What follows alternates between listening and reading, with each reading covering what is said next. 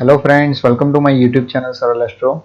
आज हम बात करेंगे भवत रत्नाकर का अध्याय 1 कुंभ लग्न श्लोक नंबर 5 और 6 के बारे में। तो शुरू करते हैं आज का सेशन। सबसे पहले हम जानेंगे श्लोक नंबर 5 के बारे में, जिसकी संस्कृत स्लाइड मैंने आपके सामने रख दी है।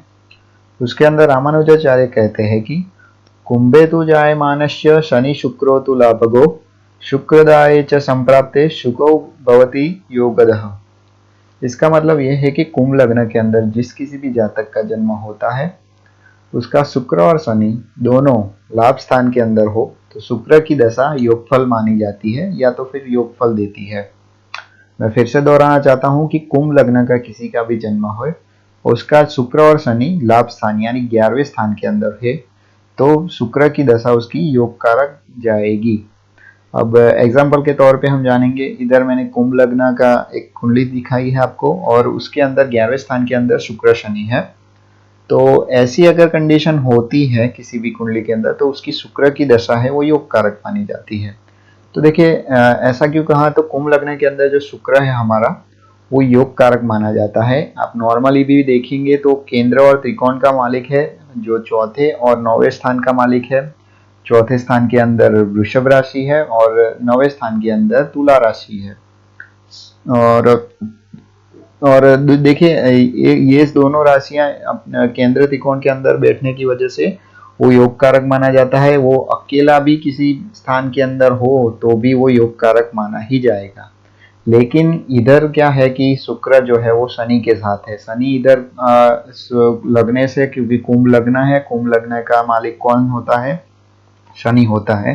तो वो शनि लगने शनि जो है वो शुक्र के साथ बैठा हुआ है। शुक्र जो है वो शनि का परम मित्र है और शनि और शुक्र का दोनों का फल योग ज्यादा फल देता है। और उसमें भी ज्यादा आप देखा जाए तो 11वें स्थान के अंदर बैठे हुए हैं तो 11वें स्थान के अंदर वो लाभ स्थान का मालिक, लाभ स्थान के अंदर बैठे हुए हुए तो लग्नेश और भाग्येश भी, देखिए भाग्येश भी शनि होता, भाग्येश भी शुक्र है। शुक्र और लग्नेश और भाग्येश का कॉम्बिनेशन लाभ स्थान में होने की वजह से भी वो ज्यादा योग करते हैं।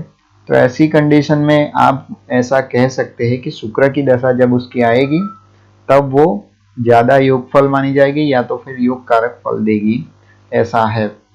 अब बात करेंगे श्लोक नंबर 6 के। श्लोक नंबर 6 की संस्कृत स्लाइड मैंने आपके सामने रख दी है।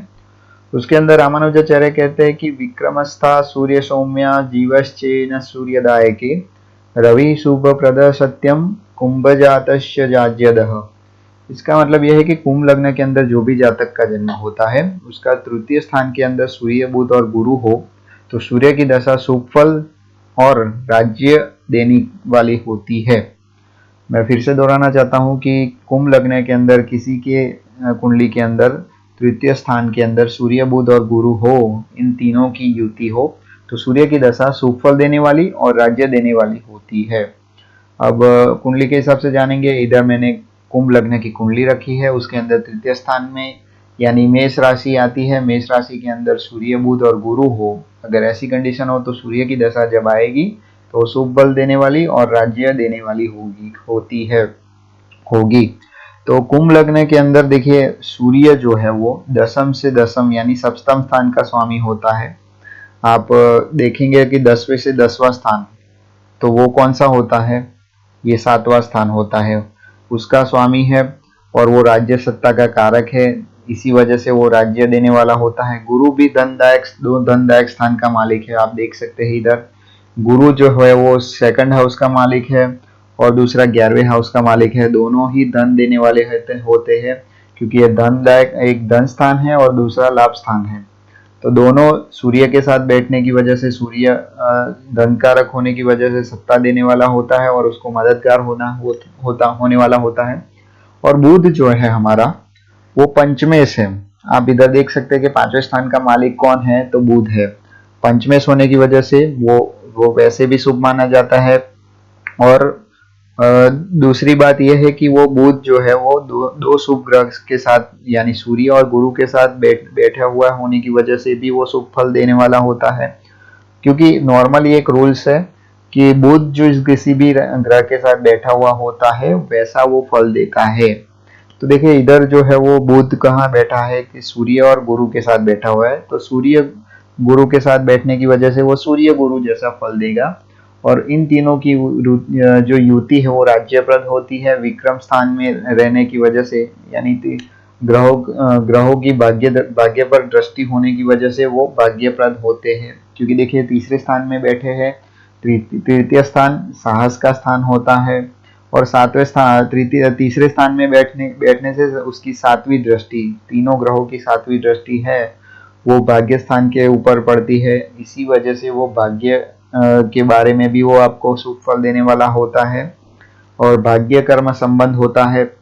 इसी वजह से सूर्य की दशा इस ऐसी कंडीशन के अंदर शुभ फलदायक होती है और राज्य देने वाली होती है। तो आज हमने 2 श्लोक के बारे में जाना। श्लोक नंबर 5 के अंदर हमने ये जाना कि कुंभ लग्न के अंदर शुक्र शनि की युति लाभ स्थान के अंदर हो तो शुक्र की दशा योग कारक फल देती है।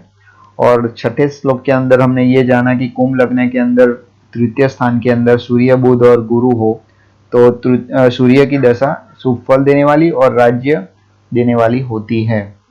तो आज के लिए बस इतना ही था। उम्मीद है आपको ये वीडियो अच्छा लगा होगा। अगर ये वीडियो अच्छा लगा है तो लाइक शेयर एंड सब्सक्राइब जरूर कीजिए। तब तक के लिए मुझे इजाजत दीजिए।